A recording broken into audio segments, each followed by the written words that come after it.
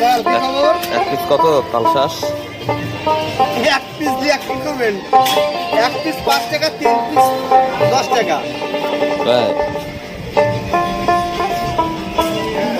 সুন্দর কচি তালশাঁস।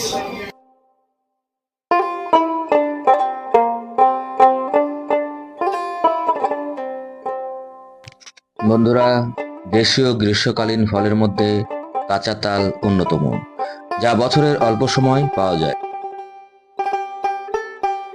কাঁচা তালের মধ্যে থাকা সুস্বাদু নরম পানীয় অংশ তালশাঁস নামে পরিচিত।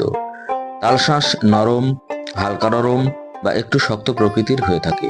কেউ নরম খেতে পছন্দ করেন, আবার কেউ একটু শক্ত। তবে আমি নরম শক্ত যা পাই তাই খাই, এ ব্যাপারে আমার না নেই।